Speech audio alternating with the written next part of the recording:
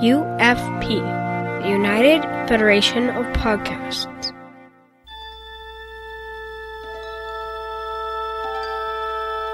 Stand by to receive our transmission.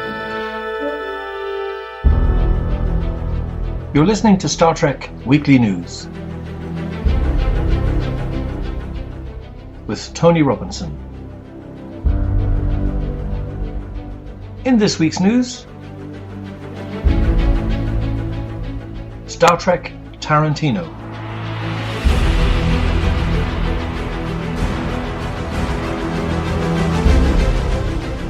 A Jonathan Lane Discovery review.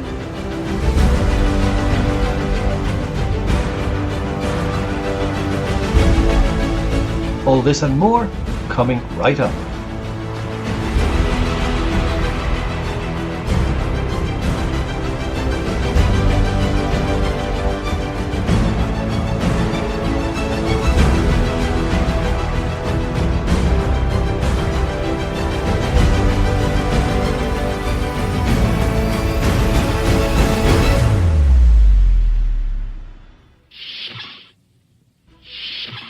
Something great may be coming for Star Trek film fans.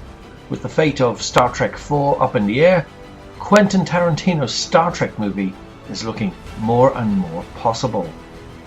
Den of Geek reports this week that Quentin Tarantino's Star Trek movie is now a priority at Paramount. Quentin Tarantino pitched an idea for a new Star Trek film and Paramount loves it. According to Deadline, which reports that Tarantino is in talks to explore the final frontier for the studio, and while nothing is set in stone, Tarantino has already met with producer J.J. Abrams about his Star Trek idea, as well as with a writer's room. Recently, Paramount Motion Picture Group president Wick Godfrey spoke to the New York Times about the plans for the movie studio. His comments made it sound like Tarantino's Star Trek is a priority for the studio. Mr. Godfrey's coming film lineup emphasizes big-budget, global audience movies known in Hollywood as tentpoles. Mr. Godfrey is working to breathe life into the tired Teenage Mutant Ninja Turtles, Terminator, Star Trek, and G.I. Joe franchises. Talking about the long-term viability of Paramount's franchise properties, Godfrey said, "Imagine, for instance, Paramount giving Star Trek to Quentin Tarantino. Suddenly, people's eyes light up," Mr. Godfrey said. Yours just did. Deadline previously reported that Mark L. Smith, The Revenant, is set to pen the script. Lindsay Beer, Chaos Walking, and Drew Pearce, Iron Man 3, were also in the running to write the film and met with Tarantino in late 2017 to discuss story ideas. If all goes according to plan, the film is shooting for an R rating, and Tarantino might direct the movie himself. This would be the first time the director has taken on a project in an existing franchise. Although he's preferred to create his own material for most of his career, Tarantino has expressed interest in working with a franchise in the past, namely a Bond movie. That said, Star Trek would be a huge departure from the rest of his work. Back in 2015, he told Vulture that he wasn't really interested in making a sci-fi film, but that he might have an idea for one that wouldn't involve spaceships. We'll assume he wasn't talking about Trek, which mostly involves spaceships. That said, whatever his Trek idea is, we're sure it's pretty far out. And who's to say that it isn't a movie where the Enterprise travels back in time to the Old West for a Magnificent Seven-like adventure? Tarantino is making his next film for Sony. It takes place in the 1960s, right around the time of the Manson murders. Margot Robbie has been cast as Sharon Tate. Brad Pitt, Leonardo DiCaprio, and Tom Cruise are in talks for 2 leading roles as well. That movie is out on August 9, 2019, which means we wouldn't see Tarantino's Star Trek movie until 2021 at the very earliest. That's plenty of time to make Star Trek 4 in the interim. As far as Trek 4 goes, things are not looking pretty. No one seems to be budging in the salary standoff between Paramount and stars Chris Pine and Chris Hemsworth, which has left development at a standstill and the very fate of the movie in question. In a particularly bold move, Paramount had previously already announced what Star Trek IV would be about. Here's a synopsis from the studio. In the next installment of the epic space adventure, Chris Pine's Captain Kirk will cross paths with a man he never had a chance to meet, but whose legacy has haunted him since the day he was born, his father. It remains to be seen whether this story actually gets made. Meanwhile, we'll keep you informed as we learn more about Tarantino's upcoming 5-year mission where no man has gone before. By now, everyone has seen Season 2, Episode 2, Star Trek Discovery, and the general consensus is it's more Star Trek than Star Trek. Hey, things are going in the right direction, at least for a lot of people. I mean, obviously, some people might not be too happy. One of my good friends, Jonathan Lane, over at Fan Film Factor, has written his review of Episode 2 on his Fan Film Factor blog. And from the outset, if you haven't seen the episode already, there are spoilers.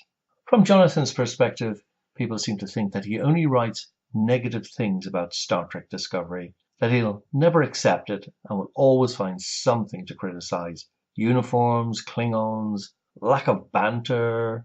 Well, the pigs are flying, folks. Satan is skating to work, and Jonathan Lane has written a 100% positive review of the latest episode of Discovery, New Eden.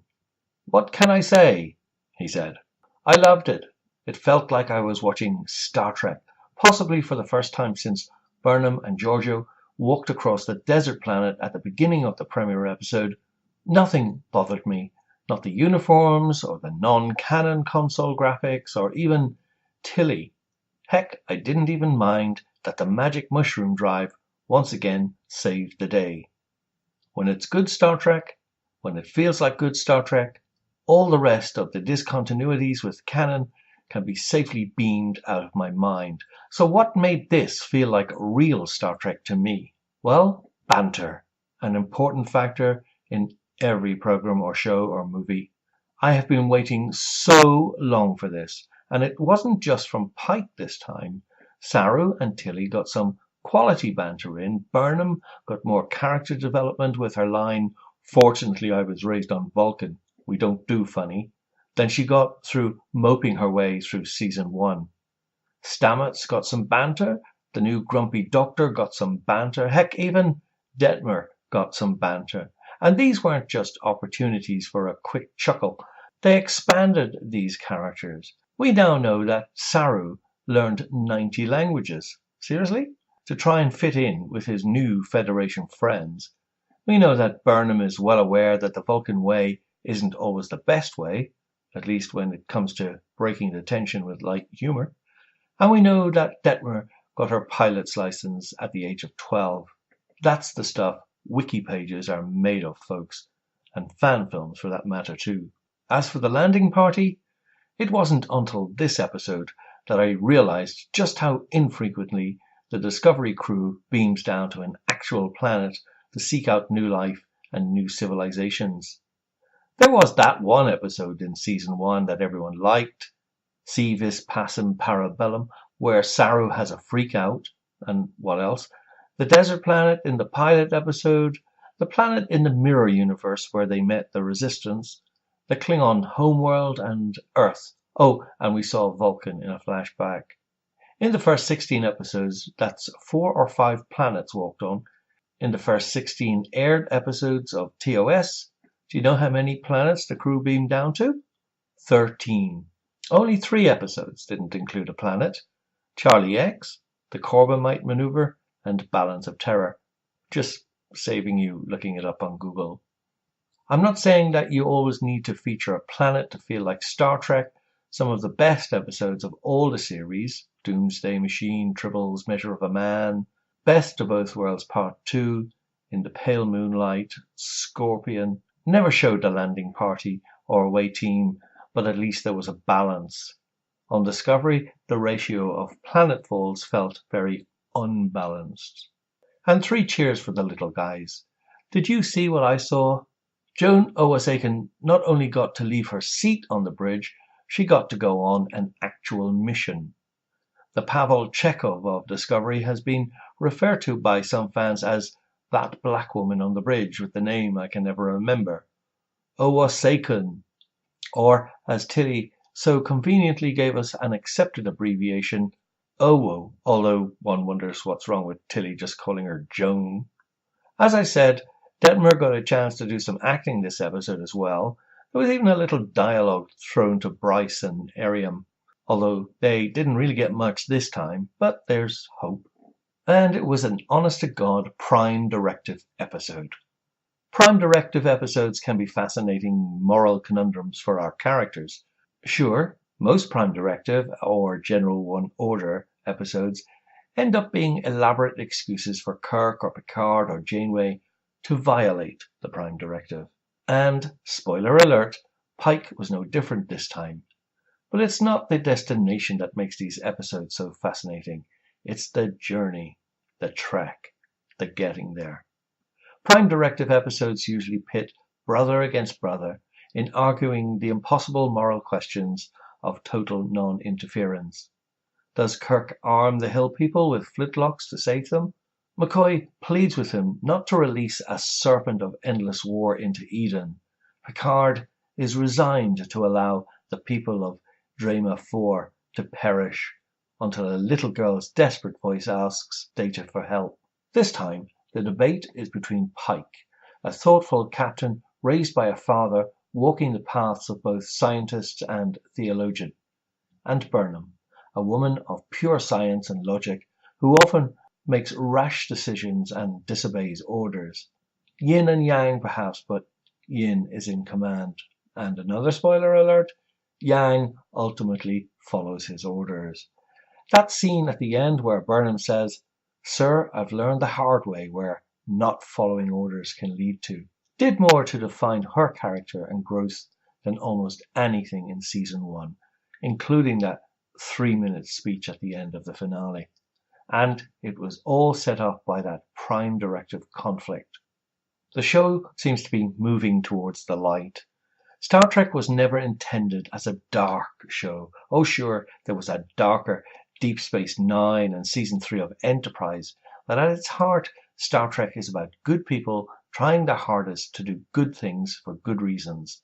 That's why an episode like In the Pale Moonlight of DS9, where Sisko, with Garak's help, tricks the Romulans into entering the Dominion War on the side of the Federation, works so well. What Sisko did was so on-Star Trek that even 2 decades later, fans still talk about it as a defining moment for the character.